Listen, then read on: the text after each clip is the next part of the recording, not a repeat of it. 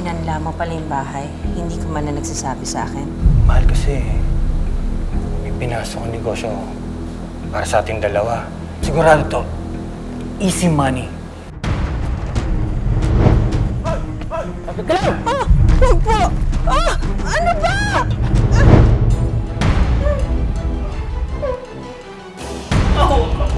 Maawa ka sa akin!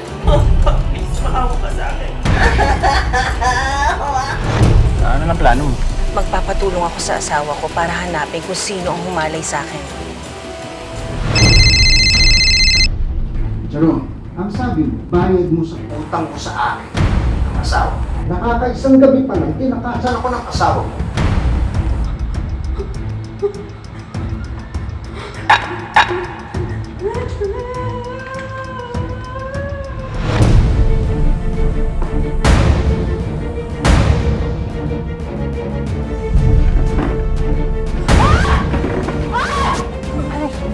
Patayin ko kayong dalawa!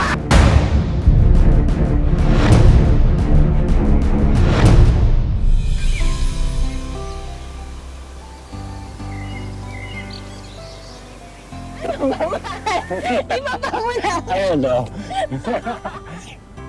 Wala ko, mahal. Parang masanay-sanay dito sa bahay na pinamahan sa'yo ng magulang mo. Bakit naman? Parang ang laki-laki ka sa atin dalawa eh.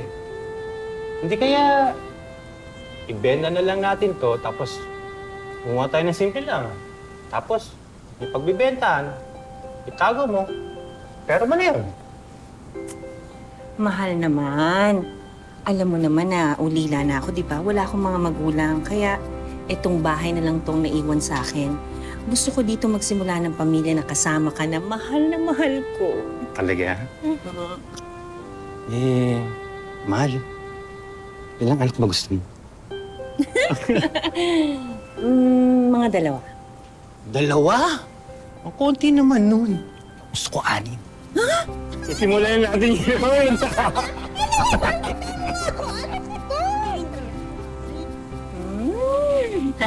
Perfect. Naku, magugustuhan na ito ni Jerome.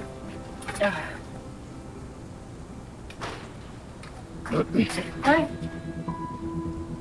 Jerome? Yeah. Uy. Okay ka lang? Lasing ka ba? Dinamayan ko na si Lestong. Tartadong bus ko eh. Tinanggal ba naman ako sa trabaho, lagi daw ako late? Eh ayun, binanatan ko. Mabuti pa paghahanda kita ng pagkain. Halika, maupo ka muna. Sandali lang to. Sandali.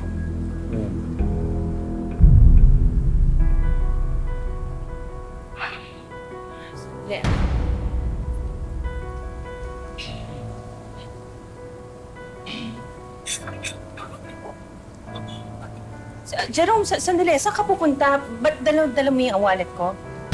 Matala sa bungan, baka doon swertein ako eh. Naku naman, Jerome naman. Masasayang lang yung pera. Anak naman oh. Para ka rin boss ko, kulit eh. Ha?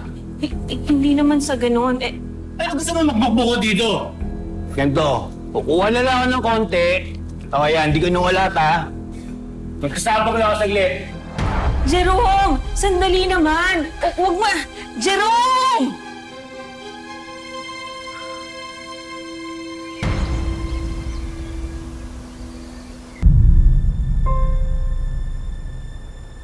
Sinanla mo pala yung bahay. Hindi ka man na nagsasabi sa akin. Pati pirma ko, finorge mo. Mahal kasi, may pinasok ang negosyo para sa ating dalawa. Eh naman ako, wala na akong trabaho. Pero ito pinasok, sigurado to. Easy money. Sigurado balik yung pera. Sana naman nagsabi ka man lang sa akin. Parang hindi naman importante sa'yo nararamdaman ko. Asawa mo ko? Mahal, sorry na. Sigurado, mababayaran ko agad to, mahal. Promise ko sa'yo.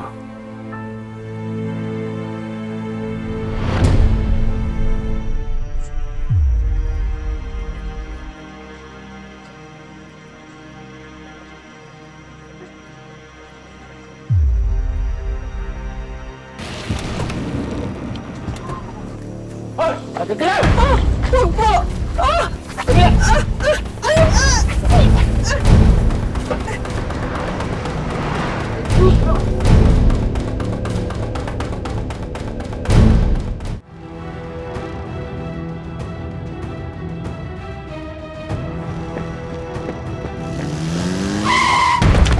Uy! Miss! Miss, okay ka lang? Miss! Miss!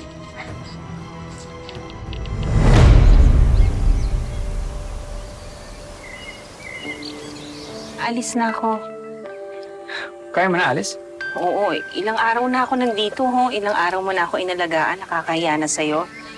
Alam mo, kung hindi dahil sa'yo, baka napaano na ako. Ano lang plano mo? Etong relong tong magiging lead ko. Magpapatulong ako sa asawa ko para hanapin kung sino ang humalay sa akin. Alam ko wala ako sa lugar, pero sa sandali ng kakilala tayo, alam ko mabuti kang tao. Ayoko nang gumawa ka ng bagay na kakapahamak mo. Hindi ako mapapahamak. Tutulungan ako ng asawa ko. Tutulungan niya ako para malaman ko kung sino ang bumaboy sa akin.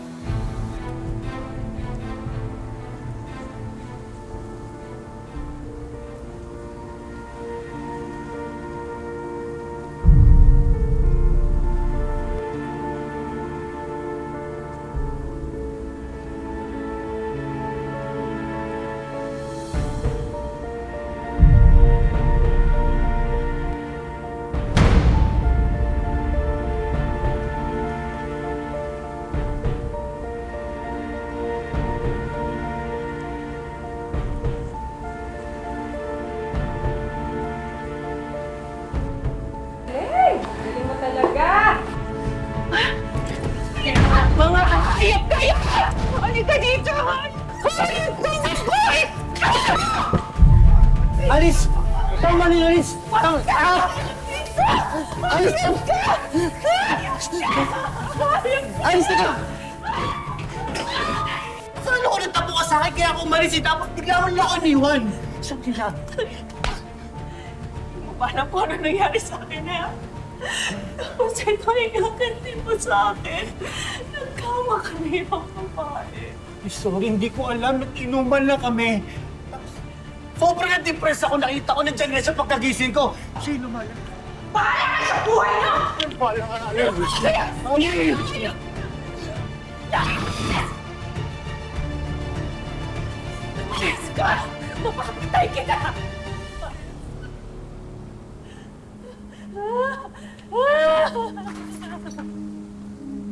Ayaw kayo! Ayaw kayo! Ayaw kayo eh! Ayaw kayo!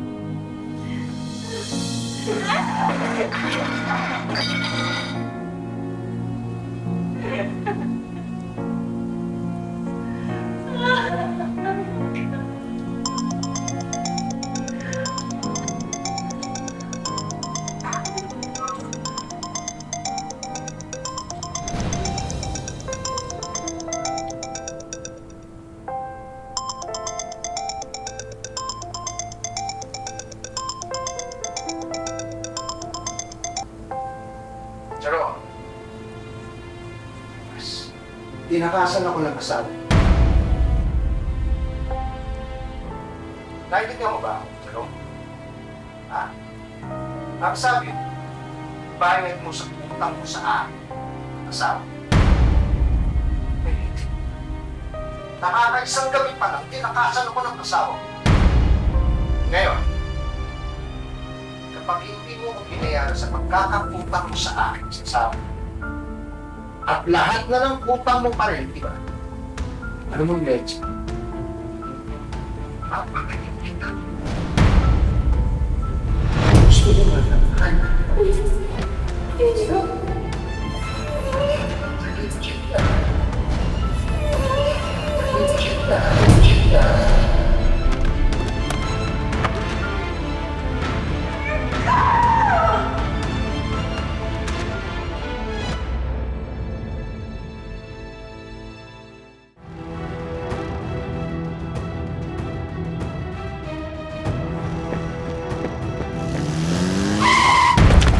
Uy! Miss! Miss, okay ka lang? Miss! Miss!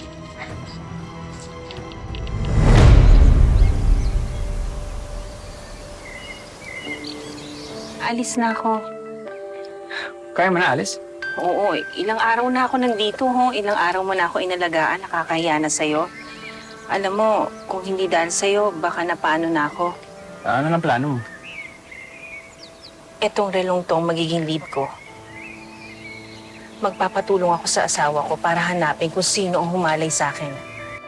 Alam ko wala ako sa lugar, pero sa sandali ng kakilala tayo, alam ko mabuti kang tao. Ayoko nang gumawa ka ng bagay na kakapahamak mo. Hindi ako mapapahamak. Tutulungan ako ng asawa ko.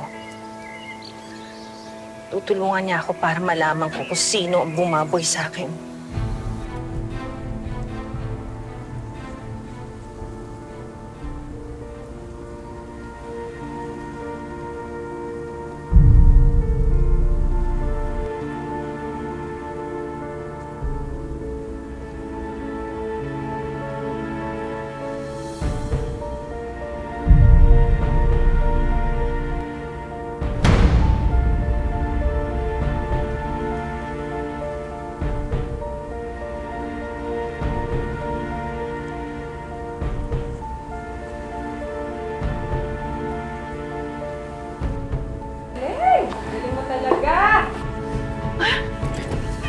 Mga hayop kayo! Halika dito! Hoy! Alice! Tama ni Alice! Tama! Alice! Alice, teka! Saan ako nagtapo ka sa akin kaya ako umalis eh? Tapos bigla mo lang ako iniwan. Sabi na. Paano po ano nangyari sa akin eh? Jose, ganti mo sa akin. Nagkama kami ng babae. Sorry, hindi ko alam. Nag-inuman lang kami. Sobrang na-depress ako. Nakita ko nandiyan na sa pagkagising ko. Sino man? Bahala ka sa buhay niyo! Wala ka na.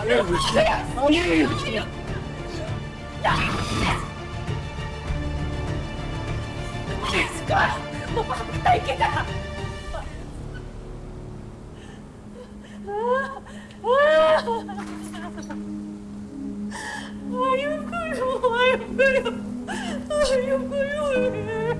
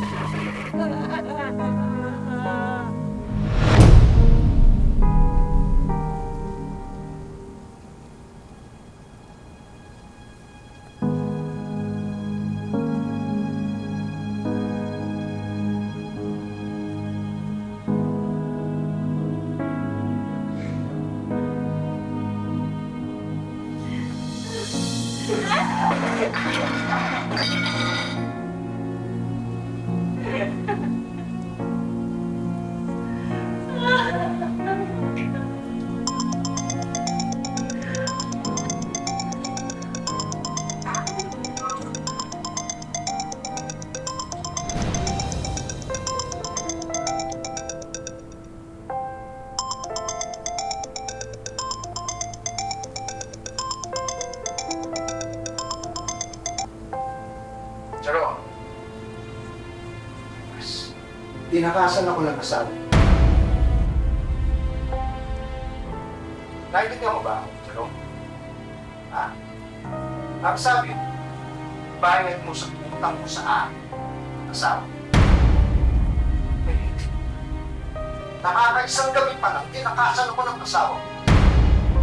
Ngayon, kapag hindi mo ko binayaran sa pagkakaputang mo sa akin, sa asawa, at lahat na ng utang mo pa rin, di ba? Ano mong Leche? Napakalit kita. Gusto mo ba na?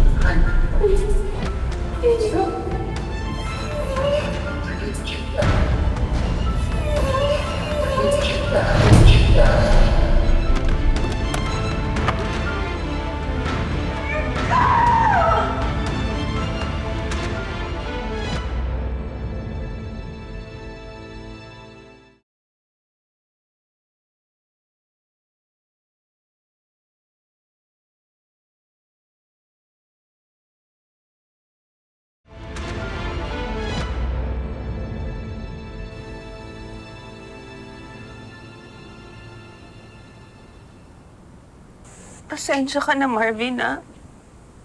Sobrang demonyo ng asawa mo, Alice. Mas mabuti pa, isumbong na lang natin sila sa mga polis. Dapat makulong sila pagkatapos yung ginawa nila sa'yo. Malis na sila na kapit niya. Huwag na huwag ko lang sila makikita pareho dahil baka mapatay ko sila ni Jerome. Ang sakit-sakit na ginawa niya sa akin. Hayop sila, niloko nila ako.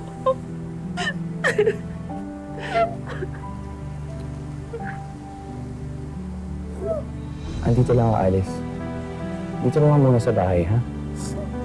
Hanggat makabawang ka ulit.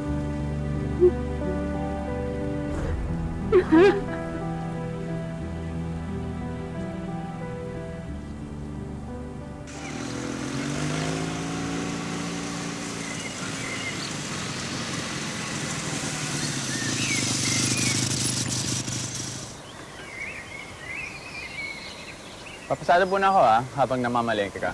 May dadaan na ako pasahero. Sayang, kita din yun. Marvin, maraming salamat sa lahat ng tulong mo, ha? Pasensya ka na, nagiging pabigat na ako. Ano ka ba, Alice? Mag-isa lang naman ako sa buhay eh. Buti nandiyan ka. Ayan, kasama na ako. Mamaya tayo makita. Sige, ingat ka, ha?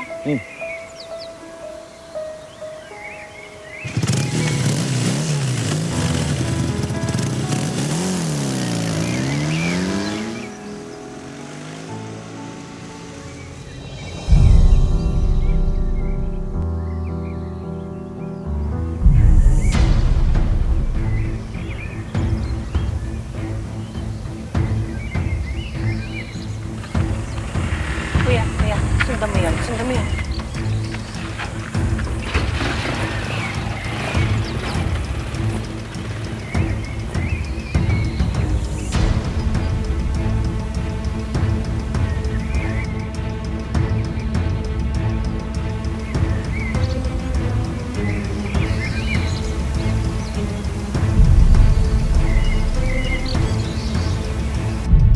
Jerome siya nga pala.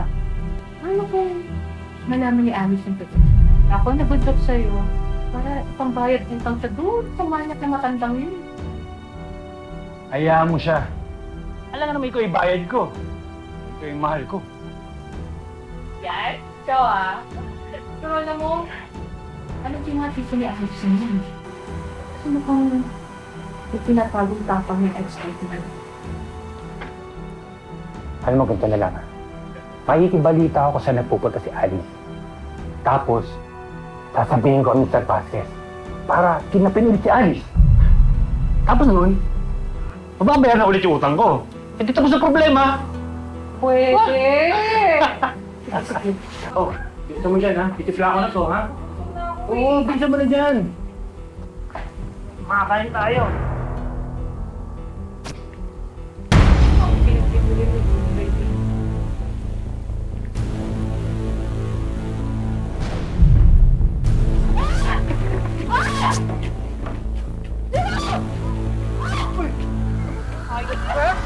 Hayop ka! Papatayin ko kayo! Matagal ko pinagkisa sa Diyos ang pagkikita na to. Dito ko lang kayo makikita ng pagkikita. Mga demonyo kayo? Hayop kayo! Pinakidnap niyo na nga ako last week! At nakidnap niyo pa rin ako next week! Alice, baka naman pwede natin pag-usapan ng maayos to. Para saan pa, ha? Narinig ko lahat ng usapan ninyo! Ibebenta niyo ulit ako doon sa matandang bumaboy sa akin! Bigyan nga ako! Bitaw-bitawan mo! Ay, suminakad ka! Hinahon! Patayin ko kayong dalawa! Alice! Alice! Alice, wag! Pira niyo buhay ko! Alice, wag! Marvin, anong ginagawa mo dito? Umalis ka dito!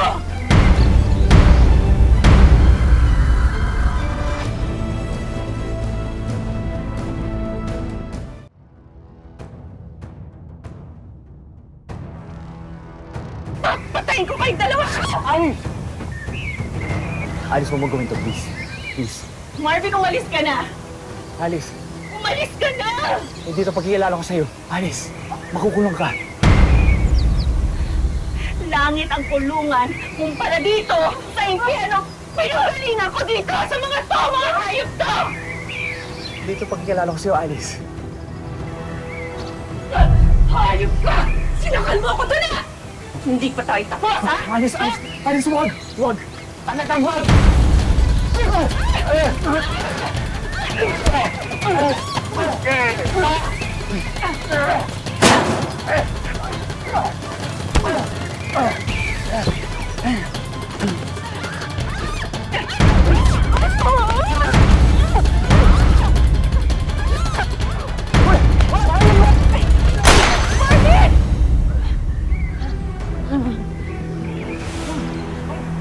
Bilis!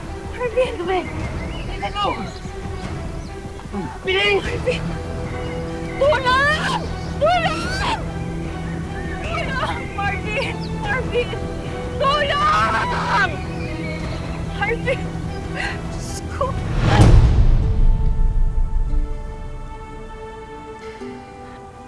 Nabuhay ako sa galit.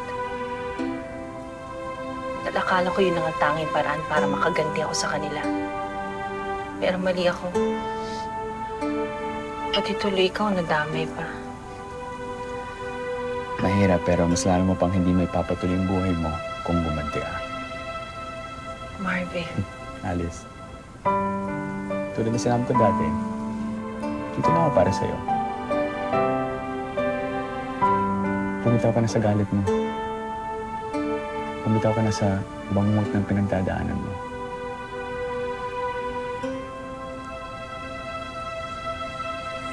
Tutulungan kita magsimula ulit.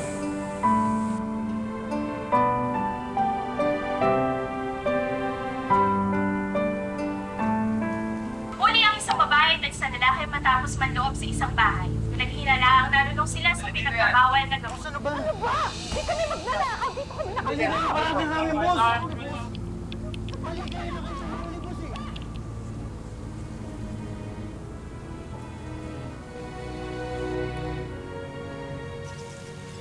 Ibinenta man ng sarili niyang asawa, muling binawi ni Alice ang kanyang dignidad at halaga bilang isang babae.